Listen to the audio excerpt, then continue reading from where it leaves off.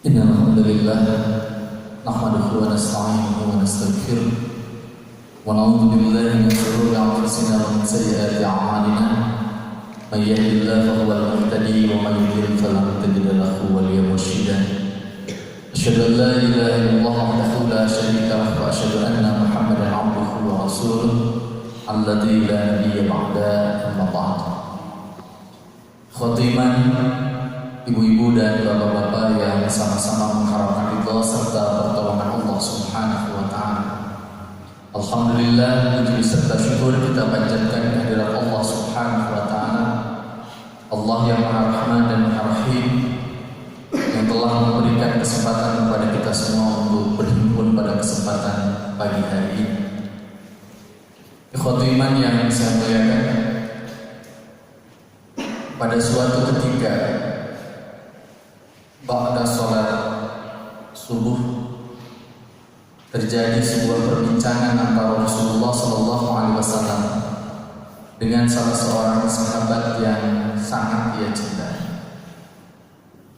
Sahabat itu bernama Mu'adz bin Jabal. Selesai Mu'adz melaksanakan sholat subuh, dan ketika Mu'adz hendak kemudian keluar dari masjid, Rasulullah SAW lalu kemudian menepuk pundak Mu'adz. Ketika seseorang ditepuk pundaknya oleh sahabatnya, dan ketika seseorang di zaman Nabi ditepuk pundaknya oleh Nabi, maka itu beda cerita. Kalau dalam kehidupan keseharian kita, dalam bahasa Sunda itu patok-patok itu hal yang biasa, dan itu tidak jadi tanda apa. Tapi di zaman Nabi, kalau ada orang lalu kemudian ditepuk pundaknya, itu artinya Nabi memberikan semacam perlisan, pertanda awal bahwa Nabi hendak menyampaikan sesuatu yang penting. Oleh karena itu Mu'adz bin Jabal langsung duduk bersimpuh di hadapan Nabi, lalu kemudian Mu'adz bertanya kepada Nabi, "Wahai Nabi, apakah gerangan pesan penting yang akan engkau berikan kepadaku?" Nabi lalu kemudian membuka percakapan ini dengan sebuah kalimat yang membuat hati Mu'adz bin Jabal bahagia. Nabi mengatakan, "Anna uhibbuka ya Mu'adz, sungguh aku mencintaimu wahai Mu'adz." Ibu bapak tahu bedanya kalau saya mengatakan I love you sama istri saya dengan bedanya ketika Nabi mengatakan I love you pada seseorang. Itu beda sekali. Kalau saya bilang saya cinta sama bapak dan ibu, maka cinta kita mungkin hanya akan berhenti ketika kita mati. Tapi kalau Nabi mengatakan cinta pada seseorang, itu jaminan bahwa orang itu akan bersama dengan Nabi di dunia wal akhirah. Dia akan dicintai di dunia ini oleh Nabi, dan dia akan bertetangga dengan Nabi di surga nanti. Kenapa demikian? Karena ada hadis Nabi yang kemudian menginformasikan kepada kita bahwa Nabi akan bersama dengan orang-orang yang mencintainya dan dicintai. Oleh sebab itu pelajaran pertamanya adalah mari kita menjadi para pecinta Nabi, karena Nabi hanya akan bersama dengan orang-orang di surga nanti, yakni dengan orang yang mencintainya dan juga dicintai. Cara mencintai Nabi adalah mengikuti apa-apa yang kemudian menjadi contoh bagi kita semua. Mari kita menjadi hamba-hamba Allah yang mencintai apa yang Nabi cintai dan membenci apa yang kemudian Nabi benci.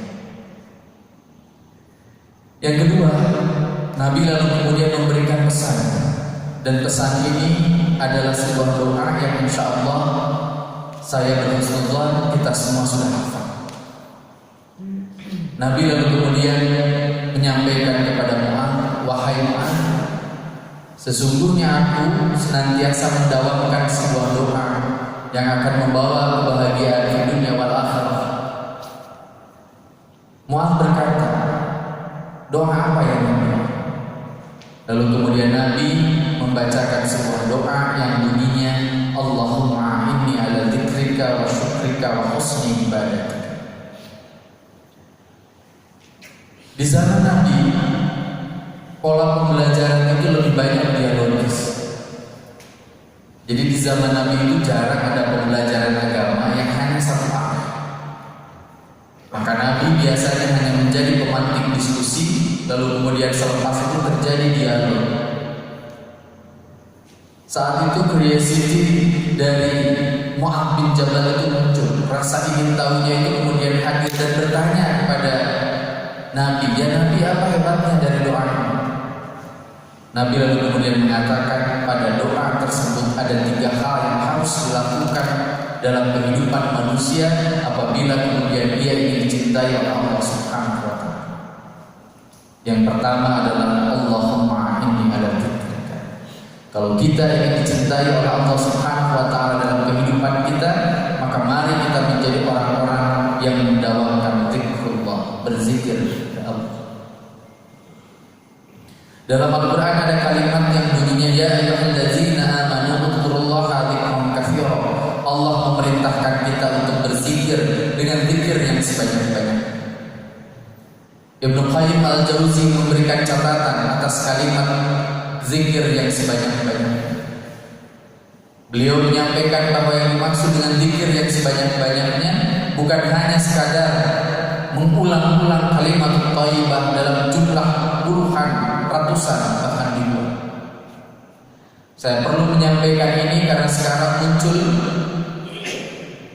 sahabat-sahabat dan saudara-saudara kita yang kalau menginginkan sesuatu maka kemudian mereka mengulang-ulang kalimat thayyibah dalam jumlah ribuan, bahkan puluhan. Kalau mau usaha sukses, ulangi kalimat ini berapa ribu kali, berapa puluh. Dan dalilnya bersandar pada zikir yang sebanyak-banyaknya. Padahal menurut Ibnu Qayyim al-Jauzi tidak seperti itu. Banyaknya pun ada takarannya. Semacam kita selepas melaksanakan sholat lalu kemudian berzikrullah, berzikir kepada Allah, jumlahnya banyak, tapi ada batasannya. Lalu kemudian Ibnu Qayyim al-Jauzi menjelaskan kepada kita yang disebut dengan zikir yang sebanyak-banyaknya itu adalah memaksimalisasikan seluruh potensi yang Allah berikan kepada kita untuk berzikir kepadanya. Apa saja? Yang pertama, zikrul qalb. Kita harus berani dan mampu menghadirkan Allah di hati kita. Ibu bapak, kalau anak-anak kita bisa menghadirkan Allah di hati anak-anak kita tersebut, maka insya Allah kita sebagai orang tua akan hidup dengan jauh lebih tenang, jauh lebih nyaman. Kenapa? Karena sejauh apapun anak kita, dari pasangan hidup kita, hidupnya akan baik-baik saja karena dia akan dibimbing oleh sinar ilmu. Ada pengalaman menarik. Atas takdir Allah, sejak tahun 2003 saya termasuk salah satu anggota dari Korps Dai Kementerian Luar Negeri Republik Indonesia. Biasanya kalau tidak terjadi pandemi, setiap 3 bulan sekali saya berangkat ke KBRI kita untuk kemudian menyampaikan taklim dan memberikan penguatan spiritual bagi sahabat-sahabat kita, termasuk menghadiri kajian-kajian yang diadakan oleh komunitas Muslim Indonesia di berbagai belahan dunia.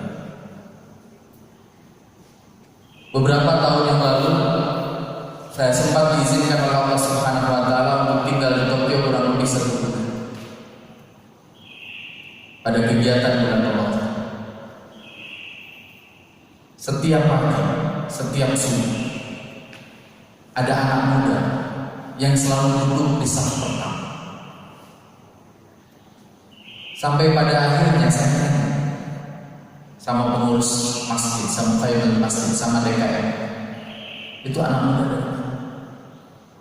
Ustaz tanya aja sih. Saya tanya, namanya siapa? Sofyan. Belajar atau sedang bekerja? Saya makan. Dia bekerja. Saya tanya, bekerja di mana? Di Yokohama. Di Yokohama. Kamu tinggal di mana? Di Yokohama. Terus kamu setiap subuh sholat di tempat ini? Betul. Dan dia tidak hanya melakukan sholat subuh, ia adalah orang yang melaksanakan tahajud di masjid kita di KBRI Tokyo. Hampir setiap akhir pekan. Jarang dia Muhammad ke Tokyo, kurang lebih dari Garut sampai ke Bandung. Saya nanya sama anak, kenapa kamu melakukan itu? Jawabannya sederhana. Saya diajari oleh ayah dan ibu saya untuk menyelamatkan sholat subuh saya secara berjamaah.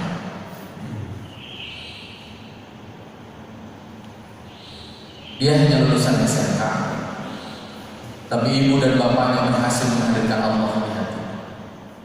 Dia melawan dinginnya pagi hanya untuk melaksanakan sholat di masjid. Kalau sholatnya dijaga semacam itu, dirinya insya Allah dijaga oleh Allah Subhanahu wa Ta'ala. Bahagia kita Pak, kalau kita punya anak semacam itu. Karena toh pada akhirnya, ketika badan kita semakin menua, semakin rentan, ternyata yang kita butuhkan bukan dunia. Yang kita butuhkan adalah doa-doa terbaik dari putra dan putri kita. Oleh sebab itu, hadirkan Allah di hati anak. Kalau Allah hadir di hati para penyelenggara negara, maka para penyelenggara negara akan melakukan kerja-kerjanya dengan aman. Kenapa?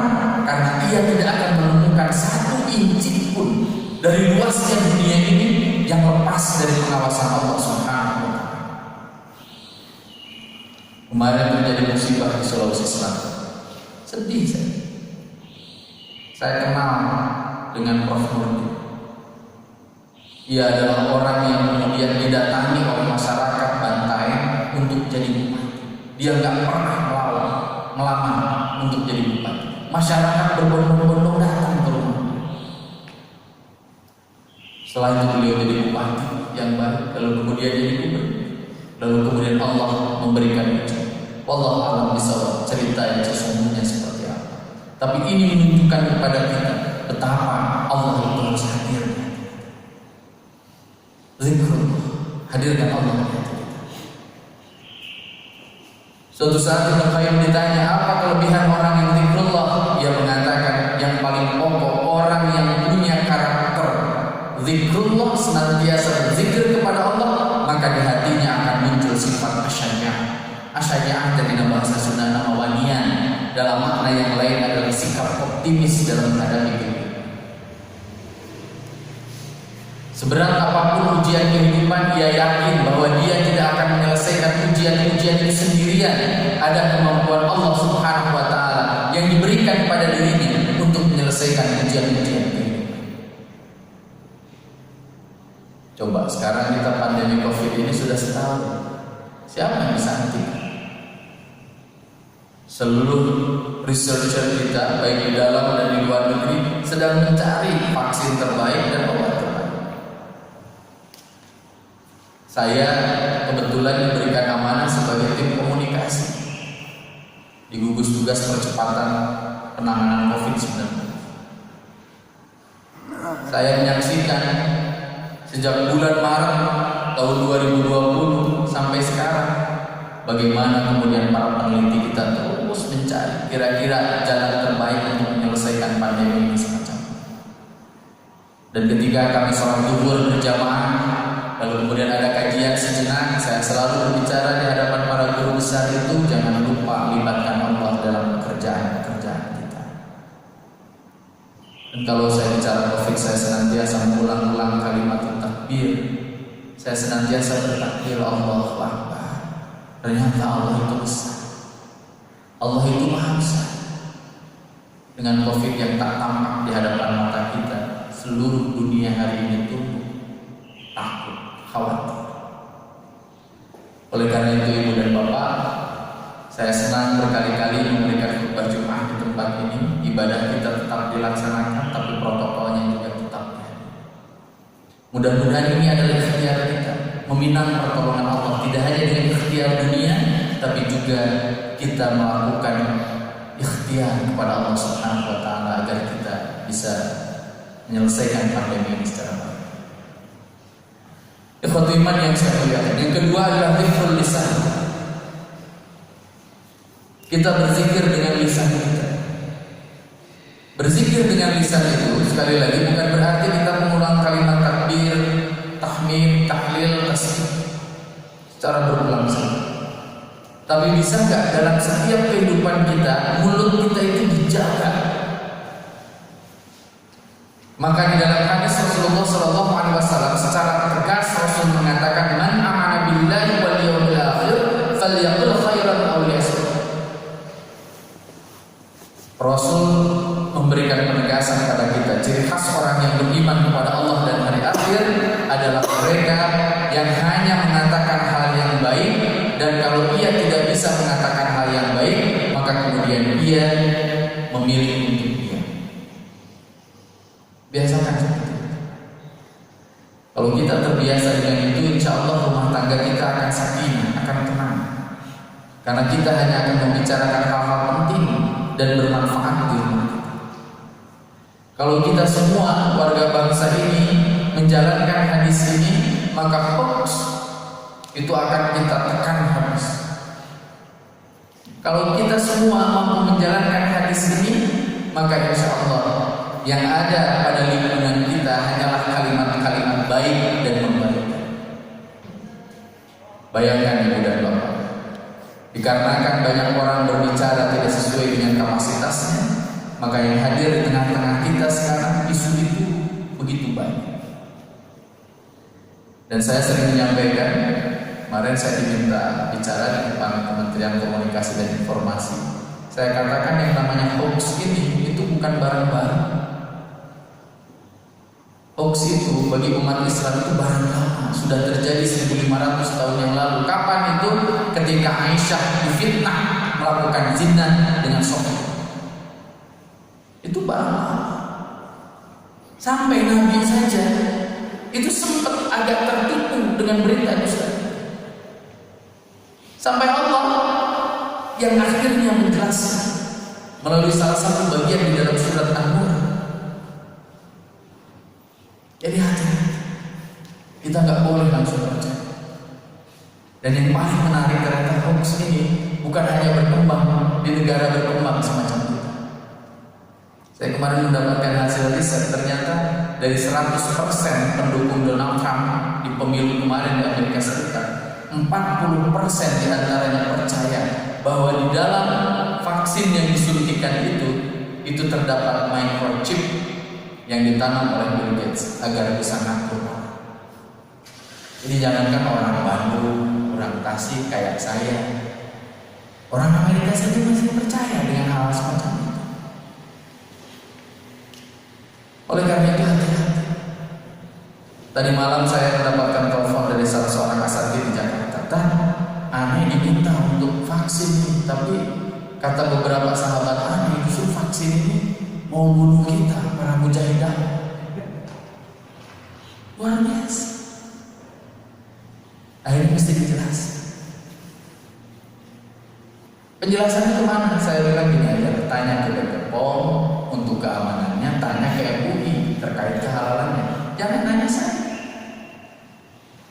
Tanya lembaga-lembaga yang kemudian dipercaya publik dan tersertifikasi agar kemudian kita merasa jauh. Jadi biasakan semacam itu. Saya ini guru ngaji Pak, tapi kalau Bapak nanya sesuatu hal yang tidak saya pahami, saya jawab tidak, saya paham.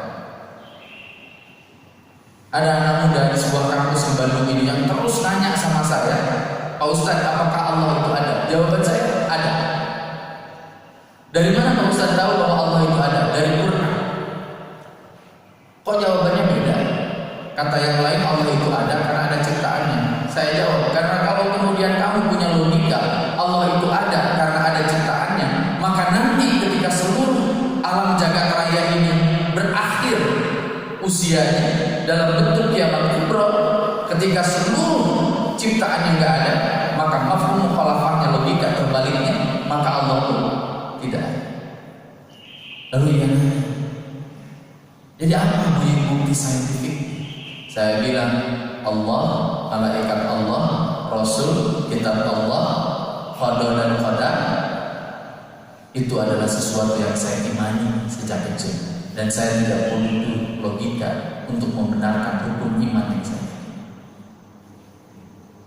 Coba Pak, kalau tanpa rukun iman. Kitab suci kita apa? Quran. Yakin Quran itu asli?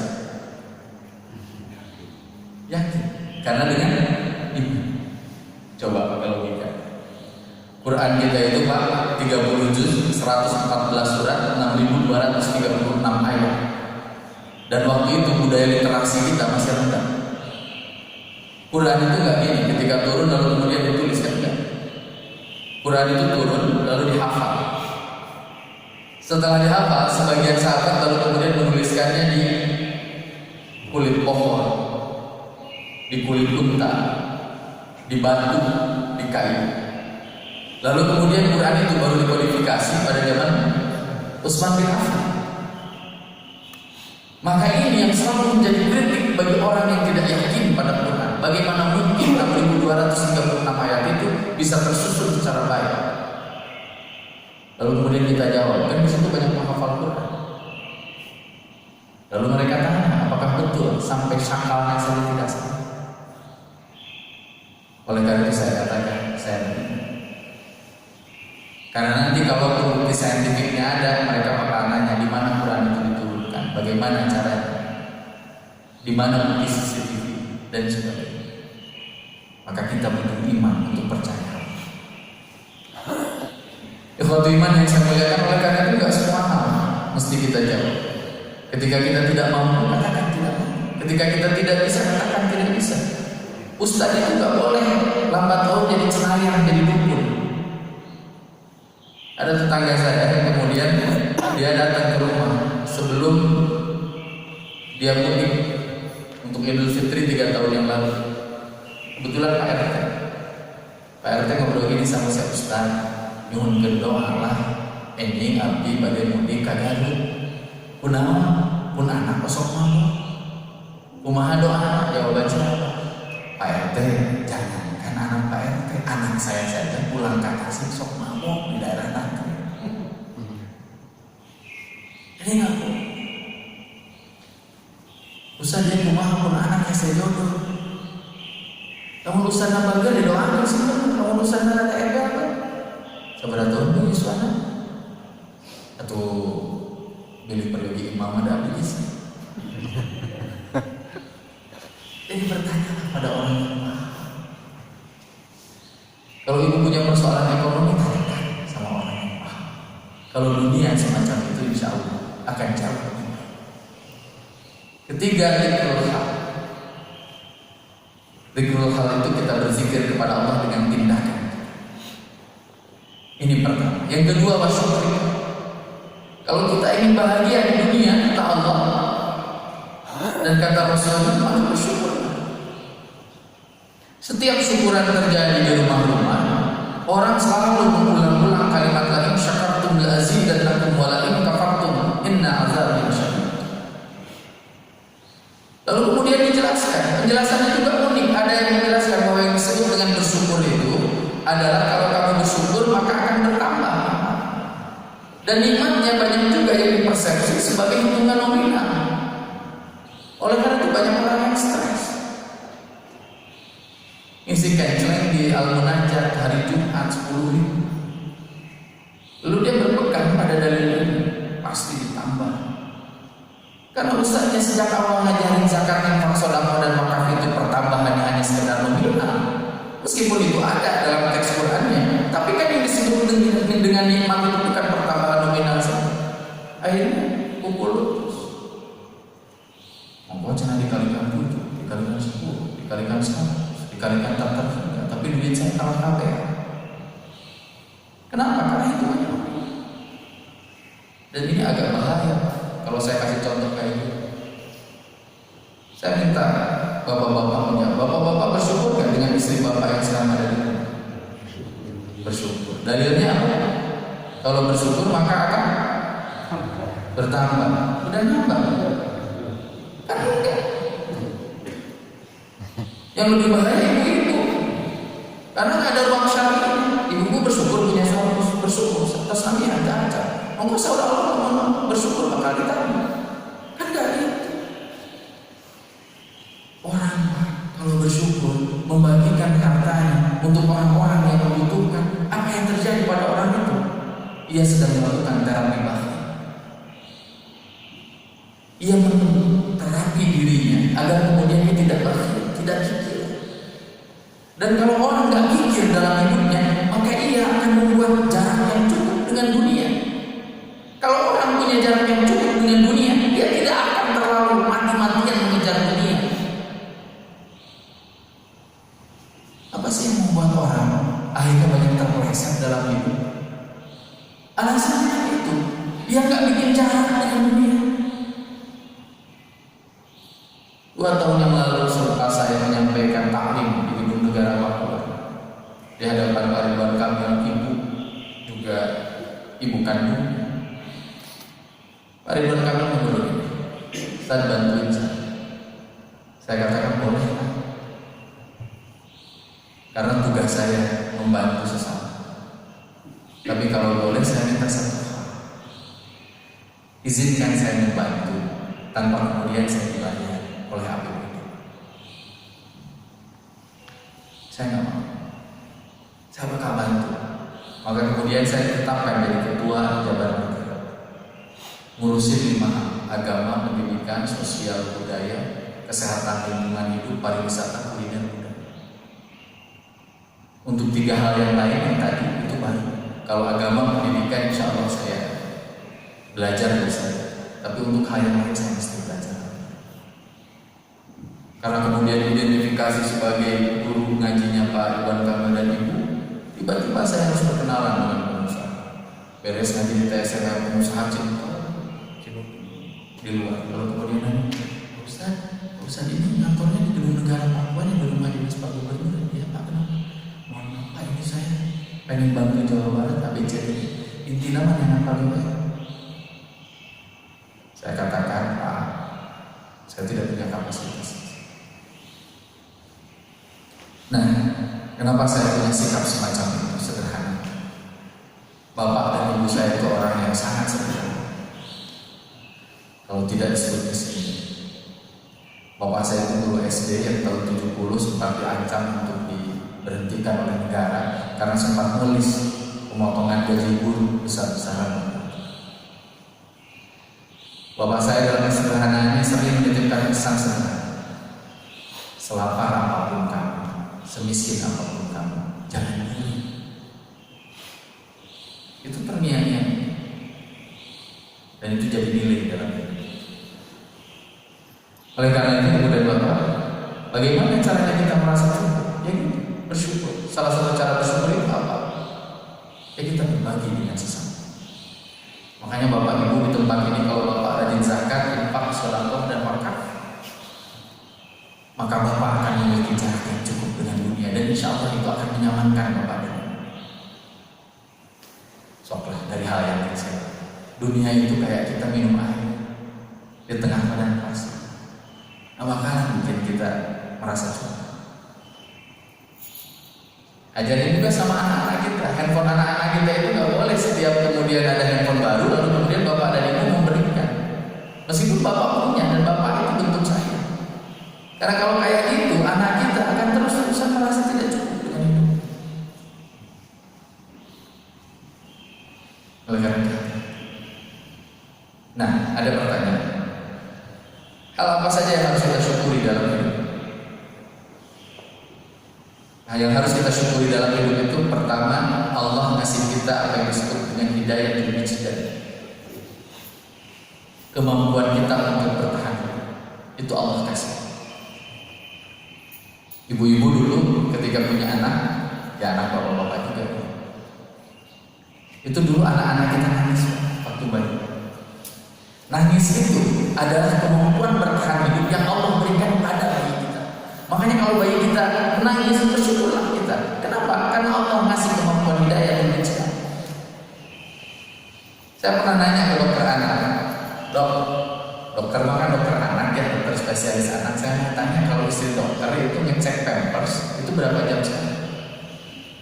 Dijawab tuh dokter, Ustaz teorinya masih 3-4 jam sekali.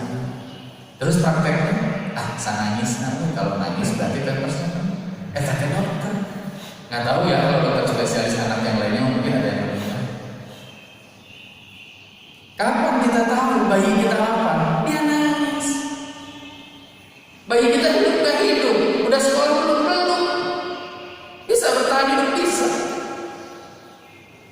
Bahkan saya terngiang-ngiang betul dengan guru saya, Kiai Haji Khair Afandi, pimpinan pondok pesantren Miftaul Huda Tasikmalaya.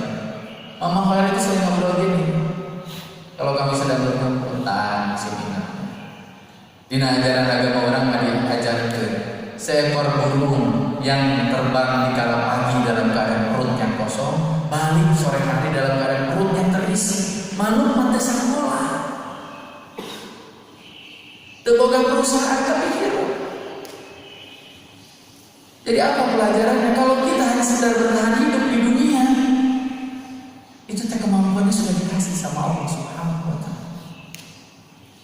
Oleh karena itu, apa yang membedakan bapak-bapak yang berangkat pagi hari dalam keadaan saldo rekening yang belum terisi, lalu kurang dalam keadaan saldo yang kemudian terisi? Bedanya itu sederhana. Kalau guru nggak usah sholat zuhur dan asar. Kalau bapak dan saya mesti zuhur dan asar. Kalau kita nggak zuhur dan asar, sama persis antara kita dengan Tuhan. Antara zaman yang tidak pernah, manusia yang nggak pernah memperhatikan nilai-nilai agama. Kata guru saya masih zaman guru zaman ini. Nah, ibadah. Dan ini juga jadi jawaban kalau bapak-bapak melihat ada orang yang nggak pernah sholat dalam hidupnya, tapi kebutuhannya baik-baik saja. Bapak nggak usah kemudian merasa diri. Kenapa ya sholat kalah, tapi bisnis jalan, rumah bertambah, mobil semakin mewah, saldo semakin gendut. Kenapa? Dengan moge, antara sholat, yang gendut, moga-moga punya sangka. Coba ya bandingkan dengan Nugelo. Punten, Nugelo sampai dalam kan? Nugelo masari.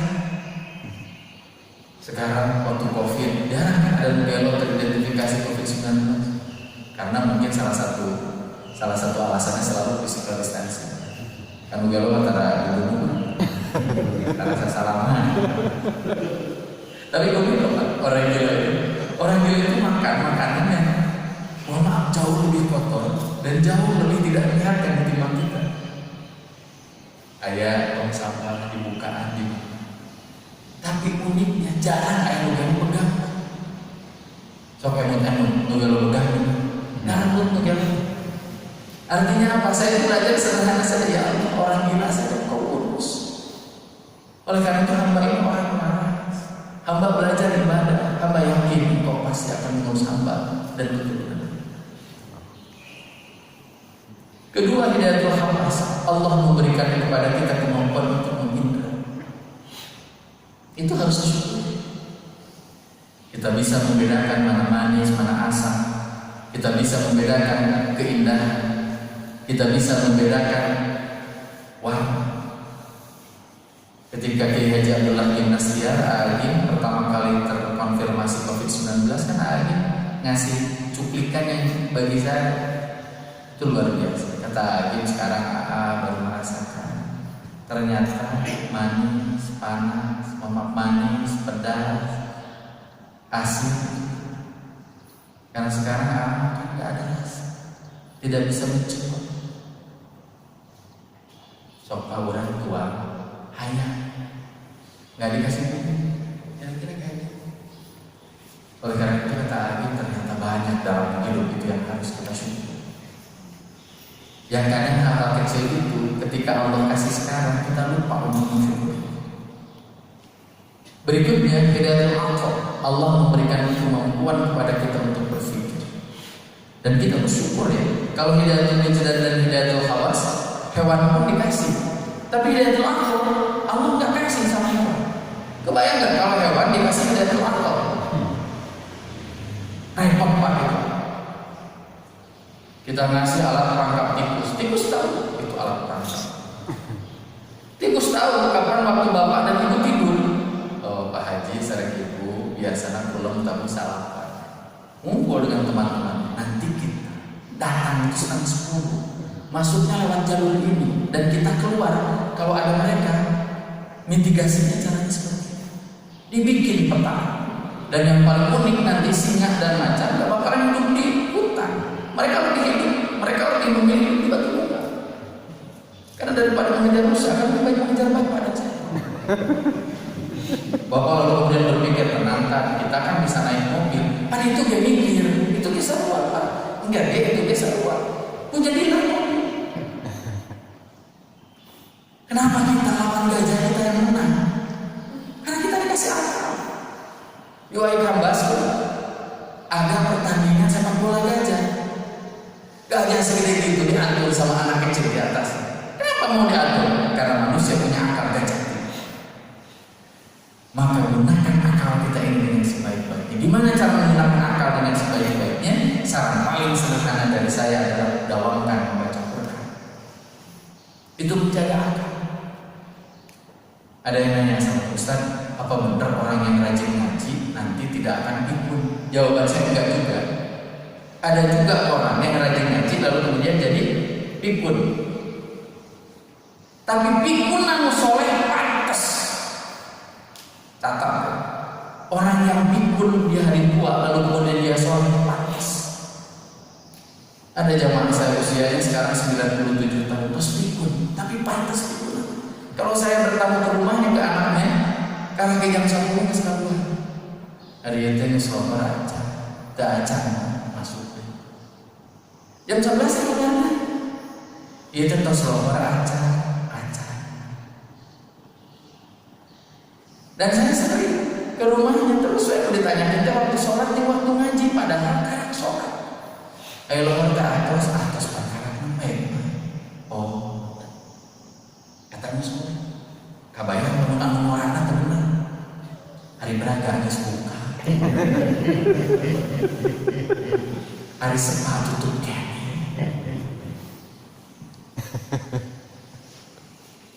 Coba ibu punya suami soleh. Hidupnya mimpi di tengah malam, mimpi lagi pasti ada. Mau mimpi ngaco. Kenapa? Karena soleh. Alam bawah sadarnya pun soleh. Maka ayo jaga akal kita dengan membaca Quran, datang ke kajian. Gak bisa kajian kayak gini, dan kita orang-orang yang mampu beradaptasi dengan kebiasaan baru. Ngaji via Zoom. Tapi saya minta kalau ngaji via Zoom Bapak Ibu, tolong hargai Ustaz. Hari Ustaz nang kaset di kopea, di kameja, melihat kamera dengan baik. Hari Bapak dan Ibu di barengan kamera, bari layah lele, bari legero, bari nyesu, bari naik sepeda. Saya kadang kalau pagi-pagi, makanya saya sekarang nggak menerima jadwal pagi jam 8 hari Minggu, apalagi yang Zuhur, karena kebanyakan dengarnya itu sambil goes.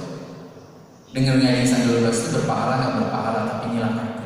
Goes sama goes, gak usah sambil ngaji, sampai goes sama goes.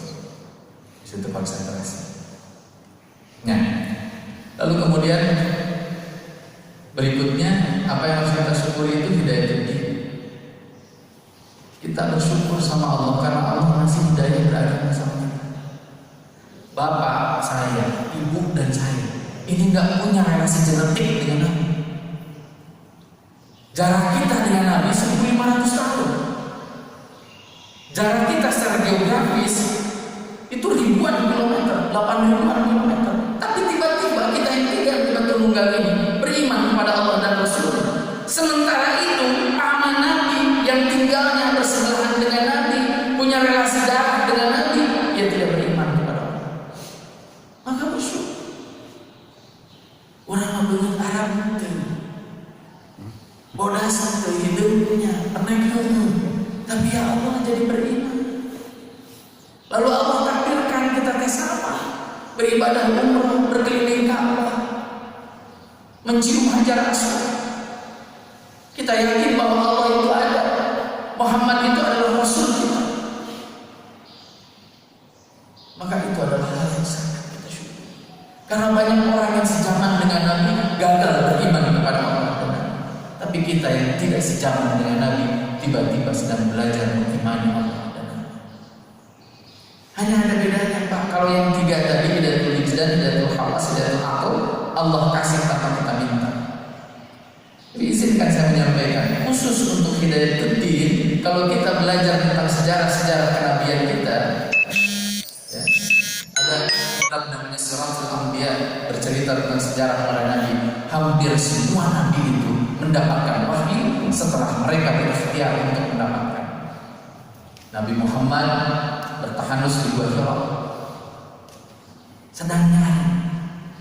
Oleh karena itu, ajarkan pada diri kita, pasangan hidup kita, anak-anak kita, hidayah itu mesti dijemput, bukan dibunuh.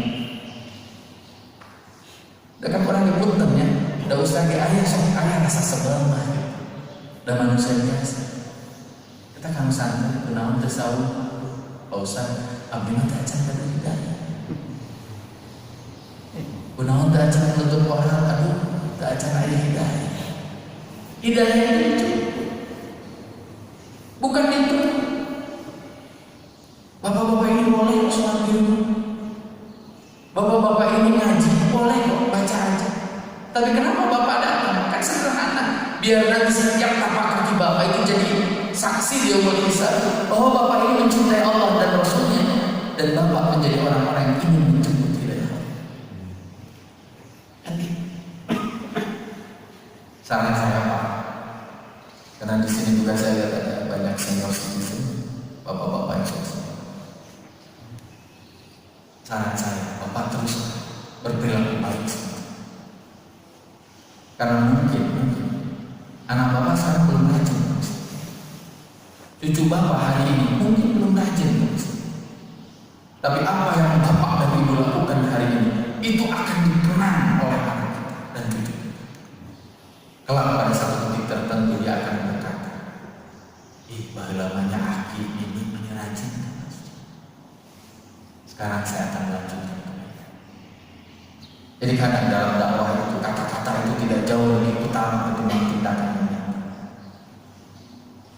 Saya jadi agak rajin ke masjid itu karena dulu saya punya kakek itu setiap pukul 3:30 dia berangkat dan dia wafat di masjid.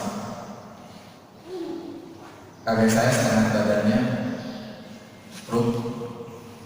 Jadi kalau pukul 3:30 itu orang-orang mendengarkan betul suara sandal yang digusur.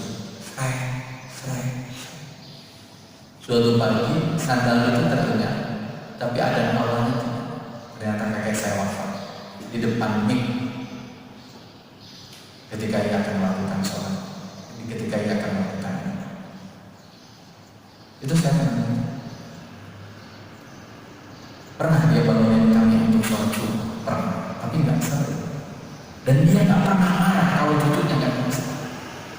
Dia lakukan itu saja tiap hari dan cucu-cucunya mereka. Dan hari ini saya menceritakan kebaikan kakek saya pada anak. Ibu dan bapak itu dia. Dan yang terakhir, Allahumma a'inni ala dzikrika wa syukrika wa husni ibadatik. Wasiat terakhir dari Nabi adalah perbaiki ibadah. Perbaiki ibadah. Bapak Ibu yang biasa sholat dengan baca Al-Kautsar dan An-Nas gak bakal dosa. Bahkan Al-Kautsar itu boleh dibagi 3. Ya, jadi kalau Bapak Ibu kemarin-kemarin tarawihnya di rumah, boleh pakai paket. Rakaat pertama sampai rakaat keempat itu misalkan surah Al-Ikhlas. Bismillahirrahmanirrahim.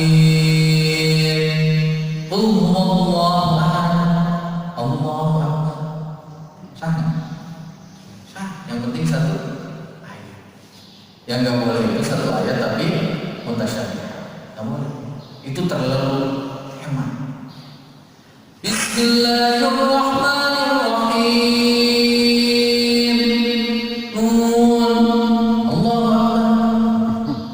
Itu mah cerut. Cerut sarokaat. Dengan nun rokaat kedua alif lam rokaat kafir yasin. Alif lam ya. Kali itu Toha. Nah, ya jadi sekarang kita sholat pakai surat apa? Kalau bisa jangan terlalu konsisten lah Pak ya. Jangan setiap jadi imam di rumah itu tetap Al-Kautsar dan Al-Ikhlas. Naiklah pola dikit ke Al-Kafirun. sahur, habis itu naik level ke duha, habis itu naik level ke al-asar. Allah itu senang Pak lihat bapak kayak gini. Keren. Dulu 15 tahun dia baca Al-Kausar, 30 tahun dia baca Al-Quran, sekarang dia sudah bisa Al-Quran. Biar anak kita juga mencontoh sama kita. Ya. Lalu kemudian kita ini keren kok kalau saum Ramadan. Padahal 30 atau 29 hari loh, tapi selesai. Saya mau tanya, dulu bapak ketika usia 5 tahun menyelesaikan saum dikasih hadiah kan? Kalau suka, saya dikasih hadiah sama bapak. Kamu tamat saum nanti ke bapak di Malaysia. Senang. Sekarang bapak saya masih ada. Usia saya sekarang 39 tahun. Kalau saya selesai saum Ramadan dikasih hadiah sama bapak. Enggak. Tahu kenapa kita sekarang gak dikasih hadiah? Karena kita sadar bahwa saum wajib itu anak 7-8 tahun kan bisa selesai. Artinya apa? Kita harus naik levelnya. Saran saya tadarus saja. Saum 6 bulan, 13, 14, 15 setiap bulan dalam hitungan kemarin. Selepas itu kalau sudah dawar, sudah kuat, naik level ke saum Senin Kamis. Udah bagus, naik ke saum. Usia 60, 70 tahun, levelnya sudah di saum daun, itu luar biasa. Dan nggak ada kata terlambat. Biar Allah lebih cepat sama juga seperti bersedekah, jangan terlalu konsisten. Naik 2.000 atau 5.000. Naik kan? Saya ngajarin ke istri dan anak-anak saya ini, kalau kamu ngasih, lalu kemudian hatimu sudah tidak bergetar, itu artinya kamu tidak memperbaiki pemberian. Contoh ini, kalau kita sudah terbiasa bisikan cereng 5.000, hati kita itu nggak bergetar, biasa aja, tidak menantang. Oleh karena kita harus 10.000. Kayak kita mau ngasih 10.000, tapi ternyata kita masukkan 100.000, padahal ada yang di atas 100.000. Nah itu kan beribadah. Tapi kalau dibiasain 100.000 tiap Jumat, kan nyaman. Saya bayang kalau di Al-Munajat ini setiap Jumat, setiap jamaahnya yang kurang lebih contoh 1.000 orang, itu ngasihnya 100.000 per bulan, per minggu. Di sini dapat 100 juta, sebulan dapat 400 juta.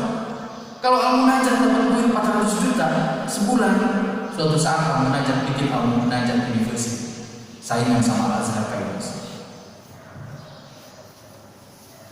Dan izinkan saya menutup perbincangan kita pada kesempatan pagi hari ini. Al-Azhar itu Pak didirikan tahun 970 sampai 973 Masehi. Tanahnya wakaf dari gubernur Mesir. Dibangunnya dari komunitas orang baik. Mereka adalah penyandang. Dan Bapak Ibu tahu dari tahun 970 sampai sekarang tahun 2021, orang yang belajar di Al-Azhar digratiskan biaya kuliahnya dari mulai S1 sampai S3. Kenapa itu bisa terjadi? Karena ada orang baik yang mampu berjihad dengan hartanya. Secara kecil-kecilan 6 tahun yang lalu saya bikin sekolah berbasis hafalan Quran dan literasi di Cileunyi, namanya SD Cileunyi. 80% anaknya diberikan beasiswa dan diberikan makan siang. Suatu saat sahabat saya mengajar, kan ingin kuat, saya bilang kuat. Kenapa saya bilang kuat? Karena saya punya orang-orang kuat dan baik yang mau berjuang. Jadi Pak, mudah-mudahan nanti Al-Munajat bikin project amal soleh kayak gitu. Dan di sini masih banyak tanahnya. Gak ada tanah di situ juga, gak mau beli, kita beli di tempat Al-Munajat University. Didirikan orang-orang baik dari Batu Umar. Luar biasa. Insya Allah kita mampu kalau kita mampu. Waktu iman yang saya muliakan, karena sesuai undangan saya tahunan dari jam 5 sampai jam 6. Saya kira itu saja yang saya sampaikan. Mudah-mudahan pagi ini Bapak-Bapak dan Ibu sehat. diberkahi oleh Allah Subhanahu wa taala. Dan mari kita tutup perjumpaan ini dengan bermunajat, berdoa kepada Allah Subhanahu wa taala. Bismillahirrahmanirrahim. Allahumma inna nas'aluka salamatan fid din wal 'afiyatan fil jasad wa jalatan fil iman wa barakatan fil rizq wa tawbatan qabla al-maut wa rahmatan inna wa maghfiratan ba'da. Allahumma hawwin 'alaina fi sakaratil maut. Rabbana hab lana min azwajina wa dhurriyyatina qurrata a'yunin waj'alna lil muttaqin. Allahumma ighfir li wa liwalidayya warhamhuma kama rabbayani shaghira. Rabbana la tuzigh qulubana ba'da idh hadaytana wa hab lana min ladunka rahmah innaka antal wahhab. Allahumma a'inni 'ala dhikrika wa syukrika wa husni ibadatik. Rabbana atina fid dunya hasanah wa fil akhirati hasanah wa qina adzabannar. Aqulu qouli hadza wa astaghfirullah li wa lakum wa lafu minkum walhamdulillahi rabbil alamin. Assalamualaikum